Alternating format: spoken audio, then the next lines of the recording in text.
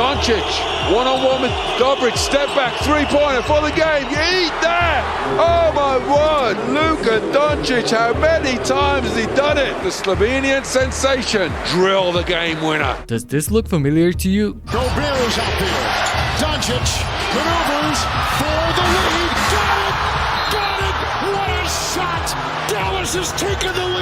Luka Doncic has been destroying his opposition ever since he was a 16-year-old boy in the Euroleague. But as he says it himself, scoring is easier for him in the NBA. I only say scoring is easier in NBA. So you think it's harder to score 30 points in a EuroLeague game than it is in an NBA game? Yeah, 100%. The fact that he averaged 16 points per game in his MVP season in the EuroLeague, and just last year in the NBA he was the leading scorer with almost 34 points, support his case. And this is true despite the fact that EuroLeague games are shorter at 40 minutes, and that he played much less that season, averaging only 26 minutes per game, compared to 37.5 in the NBA. But the real interesting part is comparing his styles of scoring. Young Luka had some real bounce and he was sneaky quick. Para otro esloveno, Luka Doncic quiere montar el contragolpe por el centro. ¡Oh, cómo sorteó a Sey Larkin! Wonderboy. Para Luka Doncic, gana el espacio. Luka hasta la cocina, una mano espectacular. Gonna want to take into the basket here with 10 seconds left to go.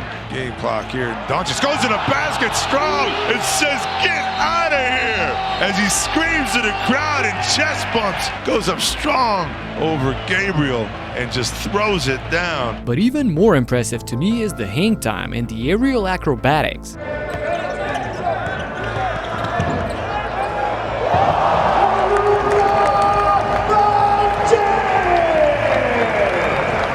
Are you kidding me? This was some MJ stuff. Now of course, you can obviously notice the slimmer body allowing for all of this to be possible, compared to now being often criticized that he looks out of shape, and that as a superstar, he needs to be in a much better condition, but that's a whole different topic. One thing that hasn't changed with Doncic, however, is the dog in him. Watch him get berated by his coach during the timeout, and then watch how he responds. Una jugada la que quieras. L, buenos abajo. 3, la que quieras. Una puta jugada. ¿Qué cojones es esto? Doncic with the ball for Real Madrid, left to shoot a three-pointer and knocks it down. You have to wonder if Cisco wasn't giving that away after missing the first one.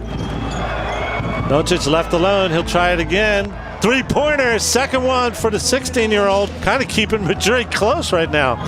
Doncic, he'll try it again. Number 3 up and number 3 in after he missed the first one by Luka Doncic. If there's one thing he can do, it's put the ball in the basket. 16 years old. Situations like this one are probably what he had in mind on Media Day when he was asked about dealing with pressure and expectations. I've been dealing with this since Real Madrid.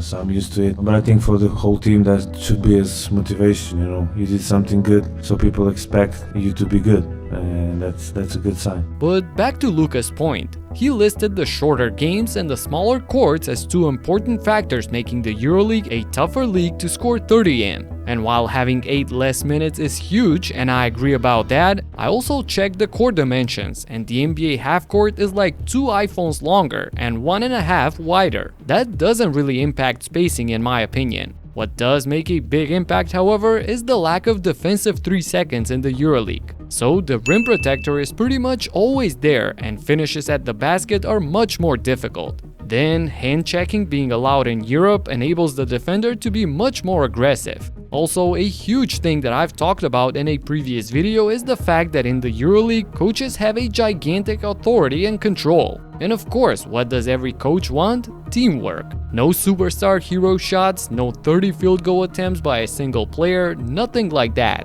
And also, it may just be a thing of Luka remembering the experience of a 16 or 17-year-old boy in Europe and comparing himself to today when he's in his prime. Of course it was tougher for him back then, but if he goes to play in Europe right now, he would definitely average a whole lot more. So whatever the case may be, Doncic has a ton of respect for the EuroLeague and has said that he prefers watching it rather than the NBA. I watch more EuroLeague than NBA. The new season starts tonight, and I've made a brand new channel where I'll be recapping the madness every single match day. So click this video right here and check out Luka headlining the wildest game winners that have happened in the EuroLeague. Talk to you in the next one. Peace out.